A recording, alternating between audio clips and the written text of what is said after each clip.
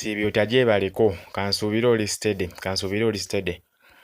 Eno video ngenda kuba nkulaga bulungi nnyo kyewabadde ombuuzizza. Adding music player. Kusinziira nti eno video ngenda giteeka ku YouTube kanjikole bulungi nnyo so nga nsomesa n'abalala okitegeera. Kaakati ng'olaba website yaffe eno ipuziki.com nga bw'okiraba. Akuba ka internet kange leero kali siro. Ipuziki.com yeno. Kati music player ngeno wetu gye tugenda okuba nga tugattawo ne download button. Music player wogipressingako bwoti etandikirawo playinga okitegeera. Kati katugenda direct mu video nkulage engeri gye tukikolamu mangu. Jukira ndi ku platform ene ya blogger. Naye kiki nekyakyo ogenda okwetaagisa. Ogenda kwetaagisa account ya Open Drive. Oba togirina making sure nti ogicreating ne kati gwe muganda wange ogirina. Ojagenda wano ku Open Drive tugenda kuba tukozesa Chrome. Simu ye ino kubanga eri kumaanyi ngeso kikuba.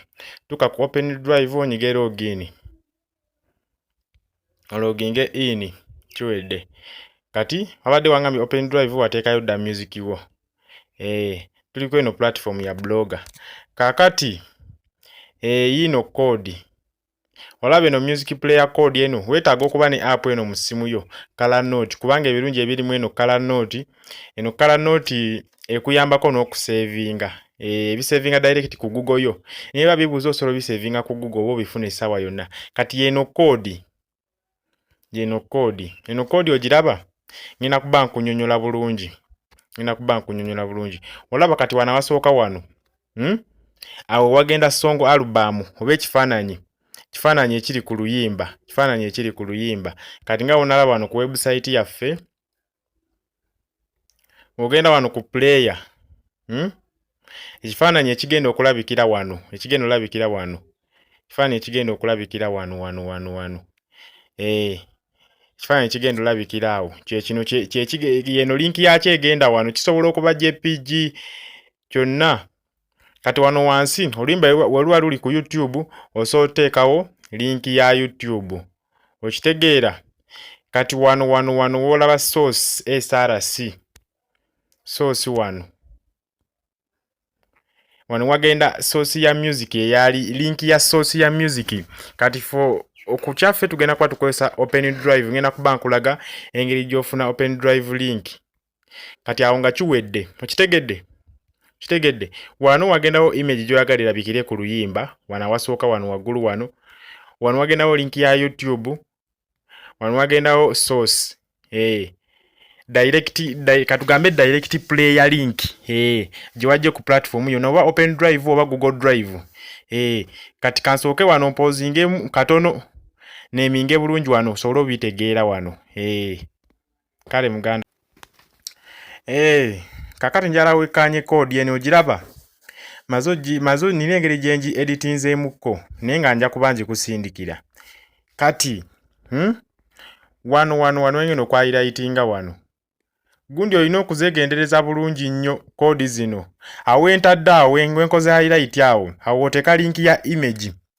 Link y'ekifaananyi ky'ogenda okukola ki? Ky'oyagala okukozesa ku player. Wana waddako awo olaba olwedde waliwo link ya YouTube yiiyo. Link ya YouTube yiiyo bweri. Okitegeera? Kati wano waliwo wano bagambye wano wentadde wenkoze edit wano. Waliwo wano awali song name wano. Song name. Awo so oteekawo erinnya ly'oluyimba. Okitegeera? Ate era ne wano oba yagadde osobola oteekawo erinnya ly'oluyimba. Awo wonna olaba akagambo song name oba osobola oteekawo erinnya ly'oluyimba. Wonna olaba akagambo song name. Kati waliwo wano awalala wano. Eno code eno. Waliwo awalala wano. Wano wenkutedde akagambo audio source wano. Wano wentadde wano audio source. Ntaddemu ebigambo osobola otegeera obulungi. Okitegeera? Wano wali audio source. Awo ojja oteeka link eya Open Drive oba eya Google Drive. Ne tugenda kukozesa Open Drive kubanga yo nnyangu nnyo. Kati katukikole practically eno code tugiteekemu kye tulina oteekamu olabe weegenda okukola. Kati katugende ku blogger yaffe. Blogger yaffe tugenda kozesa ki kati kangende wano. Website yeno ipuziki.com kati kangambe tule luno oluyimba njagala tekayo kagambe nga luno oluyimba. Kino kye kifaananyi kye njagala kirabikire ku ki? Kirabikire ku luyimba.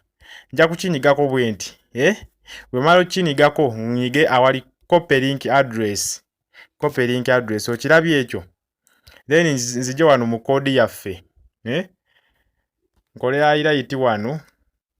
Awo mba ngenda ku deletingawo. Awo na kanti kan selectingewo. Deletingewo. Awo natadde ekigambo image to appear. Selectingewo, deletingewo. Ntekewo code yaffe eri. Nateekawo code yaffe ey'ekifaananyi. Tugitaddewo. Era kikyo kiraba lwakuba kati wano ndi mu notebook. Ojja link y'ekifaananyi gye tutaddewo. Link y'ekifaananyi yiiyo. Kati wano oluyimba luli ku YouTube osobola oteekawo link ya YouTube. Kati wano batugambye wano wali song name.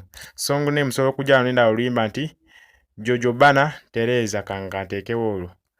Kanteekewo eyo song name. Kanteekewo eyo.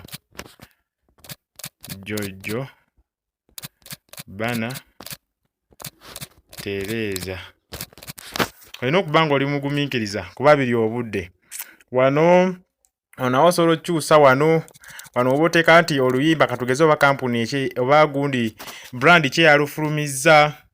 Wano osobola oteekawo katugambe Enoka Promoter oba Enoka Pro. Kitegeera.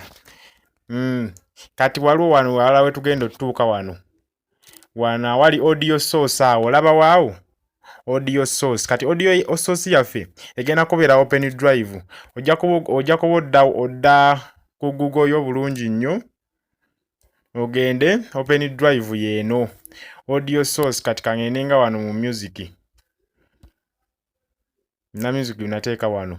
Olaba. Kati otapinge mu bwoti. Omala otapinga onyiga wali ku links. Kati ku zino link tugenda copy eno eriko direct streaming. Direct streaming link gye twetaaga gye tugenda okukoppa ndowooza link oziraba ziizo. Tugenda koppa direct streaming gye tujja okukoppa eyo. Tugiselectinga ebulungi yonna tugikoppe. Bwe tugikoppa tujje wano awali audio source. Kitegeera? Awali audio source tupestingewo link yaffe eyo. Pestingewo link yaffe eyo. Link yino ogiraba? Eno link ogiraba esembyayo n'akagundi MP3 kankulage kamala ogirabe bulungi. Link ogiraba? Link yino wano. Yino gye tutaddeyo eyo. Esembyayo ne ka code MP3.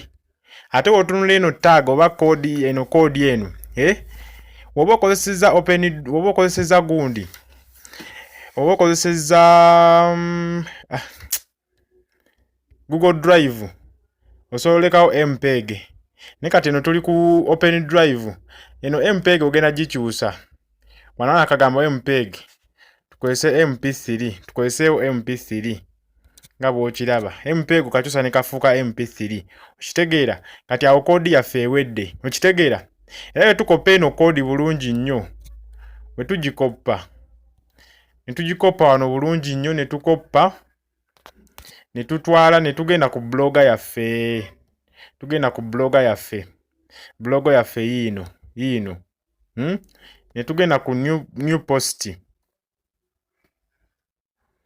New post. Kati teekawo title. Kanteekewo testing. Testing link. Testing this. Kati olina onyiga wano. No shifting anova mu compose view nodda mu HTML. Then wotuuka wano. Olina pastinga code gye wajja eri. Code ogiraba? Iyo mu HTML. Wamala ogipestinga. Osavinge. Oba opublishinge. Kati wamala okupublishinga katugende ku gundi yaffe tugiraba oba enaakola bulungi. Okitegeera?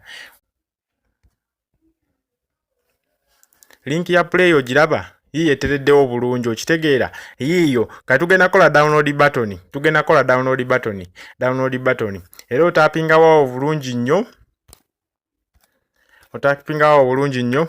Omala otapingawo ogenda kujja wansi link eno gyesembera. Wansi gyesembera ddala onyigeko ka paragraph ebbanga lyoyagala olekawo akatonotono oyagala download katola wentadde kakasa wansi wasembera ddala wano wentadde kakasa awo kitegeera. Kati ntambule ntuuke wano awalika gundi ka photo wano okiraba. Waliwo HTML osobola okucreatinga download link button naye nze sijja nkozeseza kubanga sagala kuziwaza bintu. Kati gojja funa download button yonna gy'oyagala. Download button yaffe tugirina yino twagifuna dda. Yino download button njirina. Download this song nga ngitapingamu nga ngi-uploadinga. Kabeera kafaananyi nga nakakozesa. Nga malanga nkateekawo nga nyiga okay. Olaba? Nzo teekawo download button yaffe kati bweri. Ngitaddewo ng'erimu HTML kansevinge kati ngenda kulaga nti bweri. Onyiga view. Download button ogiraba wano wansi nti bweri tugitaddewo. Ogiraba yino download this song yiyo. Kati natandika kukola kuba tetunnagiwa ki? Tetunnagiwa command. Kati nga tuddayo. Kanyige wano ku busatu nve mu HTML view nzire mu compose view. Wenzira mu compose view download button yaffe ogiraba yiyo. Ka download button tugenda teekawo we tudda ku open drive. Ogenda wano awali direct download link. Direct download link ku open drive. Ogiraba yo direct download link. Gy'olina otappingako n'ogiselectinga yonna n'oba n'ogikoppa. Omala ogikoppa ojje ku platform yaffe wano. Onyige ku download button bw'otyo. Omala oginyigako ogende wano nga waddiridde option y'akafaananyi awo nga wali otuntu twa link awo tunyigeko. Then odiretingewo eno link eya blogger. Opestingewo eri download link, direct download link. Onyige apply. Kati awo kiba kiwedde tusevinge. Kati we tuddayo eno n'ogenda ku view. Olaba? Player yaffe weeri ne download button weeri okiraba? Bwekityo wekikola. Era wonyiga ku download bulungi nnyo ogenda kiraba. Wonyiga ku download ndowooza olaba yiye ekulaga nti eri ku downloading okitegeera? Bwekityo wekikola. Eno player naye ekikuba. Kati kankuddizeeyo ko mankuyisizeemu mangu speed. Woba oyagala kukola multiple pages. Multiple songs nga ziri ku page yemu. Enyimba nga za nnyingi nga ziri ku page yemu. Kati olaba eno kodi yaffe eno. So giduplicatingamu emirundi 10. Tegeeza giduplicatinga emirundi 10. Enyimba z'obeera ogenda oteekawo zibeera zigenda kubeera 10 era. Kati nga tukoppa wano. Kalugambo oyagala kukola page ya hot 100 songs. Nojja wano. Kati kankuliyetinga gundi ndala. Posti ndala wano. Kati kangambe nga hot 100 songs. Nga bwekityo. Kati njaleta player code yaffe eno. Ngipestingewo. Simanyi oba ndi mu HTML. Badde siri mu HTML. Kanziremu buto wano. No problem. Kangambe hot 100. Nzire mu HTML view. Then ndiretingewo buno obutonotono. Then pastingewo link yaffe. Link wemala ogipestinga yiyo ngipestinze katulinde ku katono. Yiyo yeetaddewo. Ogiraba link eno. Kati nino gattako download button wano wansi. Download button nino gigattako. Kati kankulage engeri gy'ogigattako endala ate eri professional enjawulo. Eri professional. Wenyiga wano nakuba wano wansi awasemba watawaanya otuukawo bulungi. Sobola otuukawo.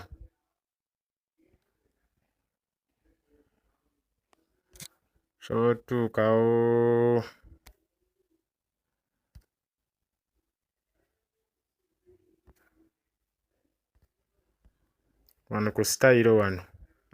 Wenyini. Kati awo nga ngendo gatta download button. Obukawo space gy'oyagala oba oyagala oteeka download. Obukawo space entonotono. Then kati download button ate woba oteekayo ogwokubiri. Aye tegenda kumenya nnyo. Kitegeera?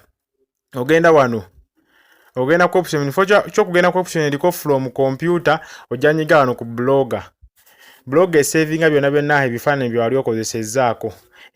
kati tulina okukkirira wansi download button yaffe zino zino tubadde tujja tuzikozesa ogikooneko obukoonyi onyige OK oselectinge onyige OK. Download button eba etuddeyo kati okiraba bweti eba etuddeyo okiraba onyiga view olaba download button yiyo bweri kati okubyangu katugambye ogenda kola page ya hot 100 okitegeera hot 100 kati tuba tulina okuduplicatinga mweno code emirundi 10 okitegeera tugenda giduplicatinga tutya oba olina ogikopanga weeri wano wonna omala ogikoppa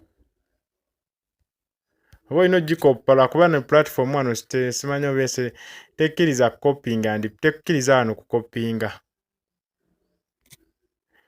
tekkiriza kukopyinga naye ngenda kulaga ekyangu kati katugambe nti yeno code yaffe katukozese wano for example katukozese wano eno code ojja gikoppa ogiselectinga yonna nga bweti katugeze okola page ya hot 100 songs okitegeera kati nojja kankuliyetinga page mpya wano okulaga obulungi nenkuliyetinga page mpya ndimu HTML view kati eno gundi mba nino gipestingawo emirundi kuba 10 oba 10 gyonna era wentuuka wano wansi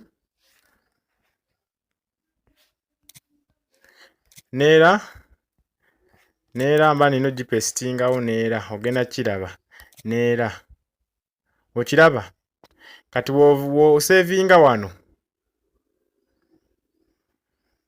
n'ogenda ku view ojja kulaba nga page za player ziri bbiri olaba wano number 1 wano number 2 kitegeeza osobola n'okuneeminga noga nti this is song 1 song 2 song 3 ng'okozesa skill eri gye nakulaze mu kusooka luno luba luyimba lumu luno lwakubiri bwotyo bw'okikola kati okwanguwa ennyo ng'okozesa kati kodi kima n'ogyeditingira eno lumu kati oli katugambe ng'oyagala giduplicatingamu emirundi 10 osobola okukolera eno n'ogira